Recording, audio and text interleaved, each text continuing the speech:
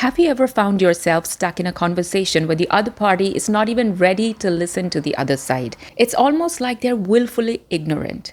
And when you find yourself in conversations like this and get quickly stuck in a deadlock, do not try to overwhelm yourself in trying to convince them with paragraphs and paragraphs of information, because that is not going to work.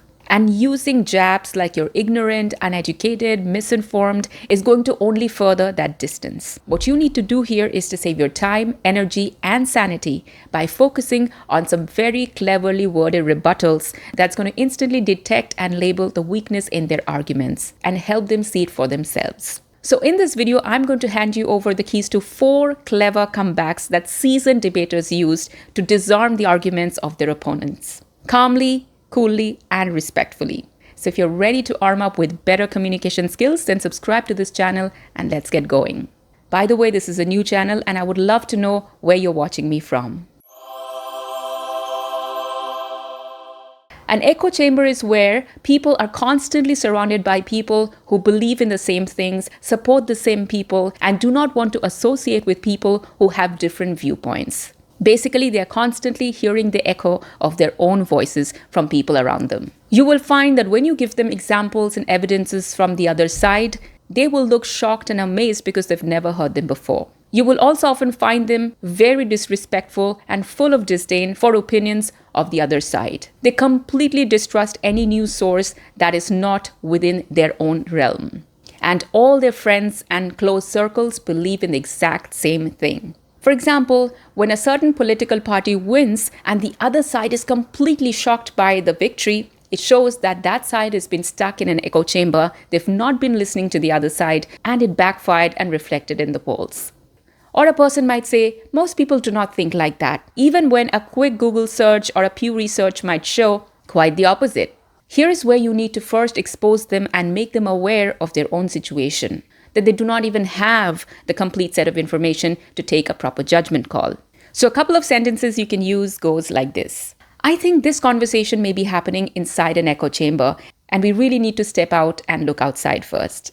Sounds like you're stuck in an echo chamber because looks like you've never heard the other side of the story. And that is when they will become conscious that the other person has caught on to their pattern of thinking and will not be able to use that tactic. If you're liking the content so far, then you might want to like this video and subscribe to this channel.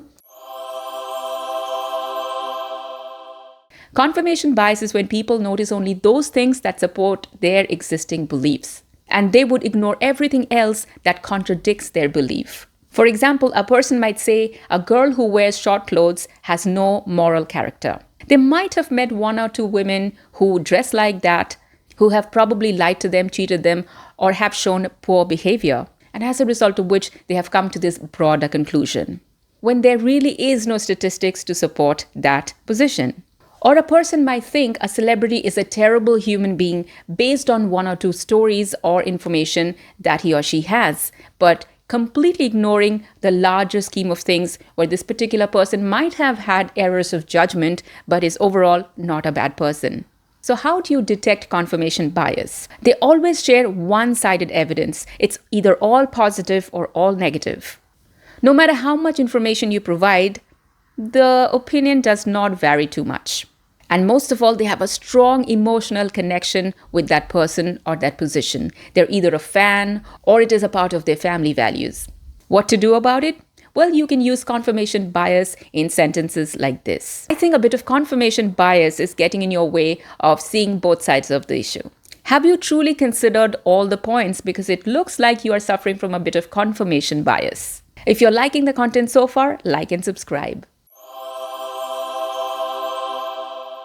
So anecdotal evidence is when a person will take 1 or 2 stories out of their personal experience or knowing a few people and use it as a data or statistic to reflect the universal situation. For example, a person might say, 2 of my friends are homeschooling their kids. Homeschooling is the best. But there is no statistics to prove that homeschooling is better or best. It's just what he has heard from a few people.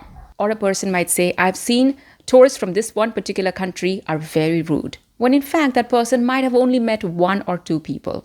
That is anecdotal evidence. You will notice that their sentences always start with personal experiences, like I know someone, my friend said. You will notice they talk more about exceptions than the rule. Their data in statistics is confined to numbers less than 10. So how can you use anecdotal evidence in a sentence and counter this situation? You can say, well, that is an interesting story, that one incident is actually an anecdotal evidence and cannot be taken as complete data. You can also say that, yes, individual stories do matter, but that does not reflect the larger pattern or trend. And that is when they will know that you have detected the problem with their argument and they can no longer use it with you. If you're liking the content so far, please like and subscribe.